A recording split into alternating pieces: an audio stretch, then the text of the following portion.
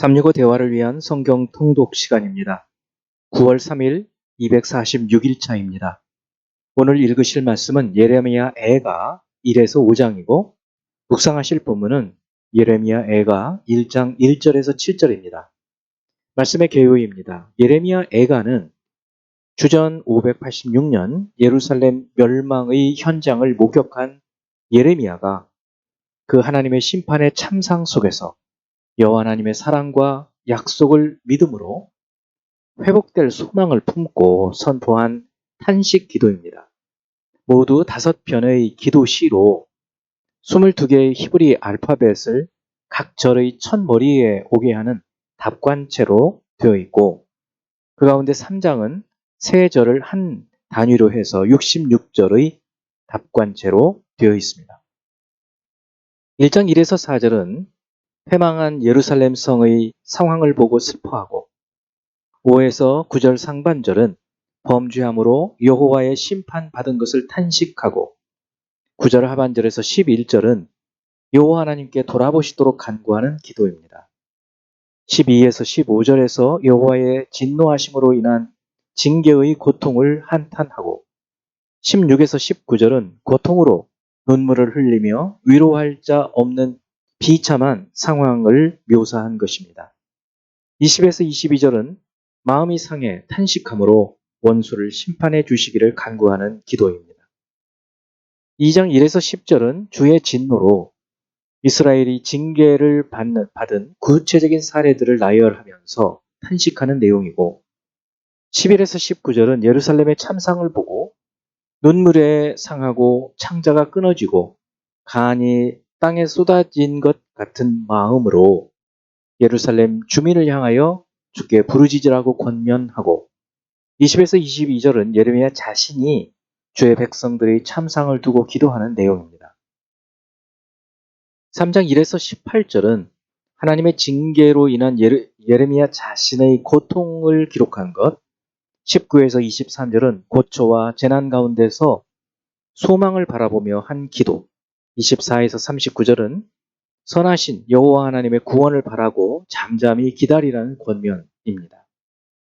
40에서 46절은 스스로 행위를 돌아보고 여호와께 돌아가자고 호소하며 기도한 것이고 47에서 54절은 백성들에게 임한 두려움, 함정, 파멸, 멸망으로 눈물을 그치지 못한 예레미야 자신의 탄식이고 55에서 66절은 하나님께 원통함을 풀어주시도록 부르짖고 자신을 모해하는 자들에게 보응해 달라는 예레미야의 기도입니다. 4장 1에서 10절에서 자녀들을 삶아먹을 정도의 처참한 백성들의 실상을 슬퍼하고 11에서 16절은 예루살렘이 심판을 받은 이유는 백성들의 죄 때문이라는 것, 17에서 20절은 구원하지 못할 나라를 의지한 것과 그에 따른 심판을 말하고 21, 22절은 에돔이 멸망할 것과 예루살렘이 구원받을 것의 선언입니다. 5장 1에서 18절에서 예레미야는 민족이 당한 치욕과 참상을 낱낱이 말씀드리며 이것이 자신들의 죄로 인한 것임을 시인하며 고백하고 19에서 22절에서는 영원히 계시는 여호와께서 돌이키셔서 새롭게 해주시기를 간구하는 내용입니다. 이제 예수 그리스도를 닮아가고자 하는 우리의 목표를 향한 여행을 위해서 질문하고 대답하는 시간을 갖습니다. 첫 번째, 애가 1장 9절. 그의 더러운 것이 그의 옷깃에 묻어 있으나 그의 나중을 생각하지 아니하며 그러므로 놀랍도록 낮아져도 그를 위로할 자가 없도다. 여호와여, 원수가 스스로 큰 채 하오니 나의 환난을 감찰하소서. 그의 더러운 것이 그의 옷깃에 묻어 있으나 그의 나중을 생각하지 아니하며 라는 말은 무엇을 의미할까요? 그의 더러운 것은 죄로 인해서 발생한 부정한 것을 말합니다. 그럼에도 그의 나중을 생각하지 않는다는 것은 죄로 인해서 임하게 될 하나님의 징계를 생각하지 않는다는 말로 죄에 대해서 무감각해져서 결국 심판을 받아 낮아진다는 말씀입니다. 두 번째, 2장 20절. 여호와여 보시옵소서. 주께서 누구에게 이같이 행하셨는지요. 여인들이 어찌 자기 열매 곧 그들의 낳은 자식들을 먹으오며 제사장들과 선지자들이 어찌 주의 성소에서 죽임을 당하오리까. 자, 이와 같은 참상을 보면서 신명기에 예언된 말씀이 그대로 현실이 된 것을 보았을 때 선지자는 어떤 심정이었을까요? 참으로 여러 감정이 교차했을 것입니다. 그러나 이스라엘 백성들이 주의 말씀을 거부하고 멸시한 것에 대한 결과임을 깨닫고 더욱 더 깊은 참회의 기도를 드렸을 것이고 바로 이 애가가 그와 같은 참회 기도입니다. 세 번째, 3장 1절. 여호와의 분노의 매로 말미암아 고난당한 자는 나로다. 예레미야는 유다의 심판과 재앙을 자신이 당하는 것으로 18절까지 말하고 그 후에는 그와 같은 마음으로 중보 기도를 드립니다. 선지자로서 사명을 다했음에도 불구하고 불순종하고 자신을 박해하고 감옥에 넣은 이들에 대한 이와 같은 모습을 보면서 예수께서 자신을 박해하고 예루살렘의 멸망을 미리 보시고 우셨던 말씀을 생각해 볼 때 어떤 생각을 하게 되나요?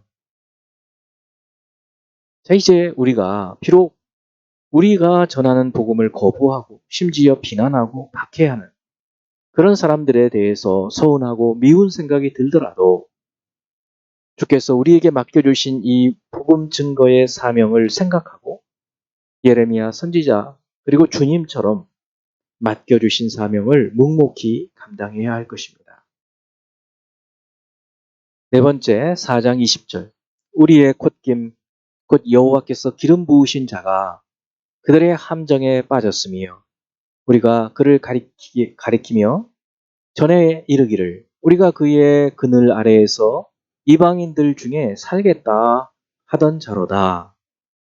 우리의 콧김 곧 여호와께서 기름 부으신 자는 누구를 가리키고 또 우리가 그의 그늘 아래에서 이방인 중에 살겠다는 말은 무슨 말일까요?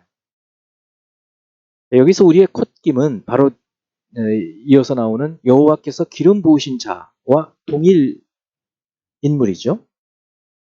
즉 우리의 콧김은 우리 코의 호흡이라는 말로 사람의 생명이 코의 호흡에 있습니다. 그런 점에서 백성 전체의 생명을 주관하는 중요한 인물, 즉 왕을 가리킨다고 볼 수 있죠.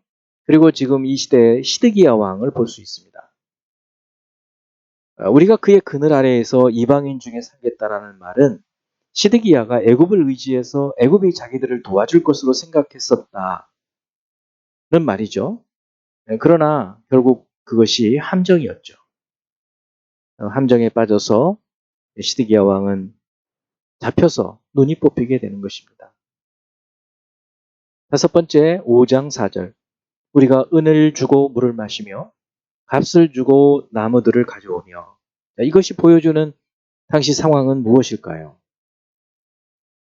바벨론은 유다를 정복한 후에 무거운 세금을 내도록 해서 물을 마시는 것 그리고 나무를 사용하는 것에도 예외 없이 세금을 매기고 값을 내라고 했습니다. 얼마나 어려운 삶을 살았는지 가늠해 볼 수 있습니다.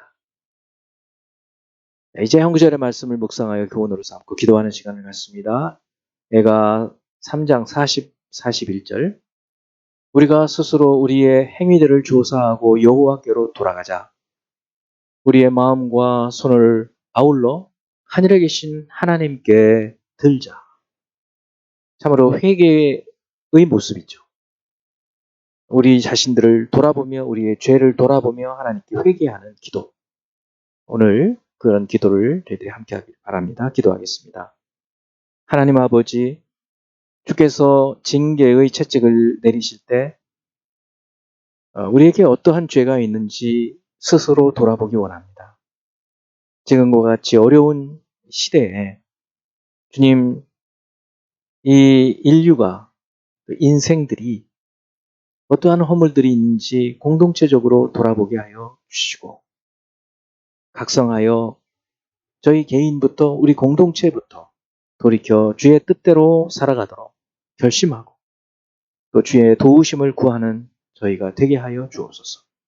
예레미야 선지자처럼 혼자 그 무거운 짐을 질 때 너무나 고통스럽겠지만 우리 한 사람이라도 한 사람부터 시작할 수 있는 저희가 되기 원합니다.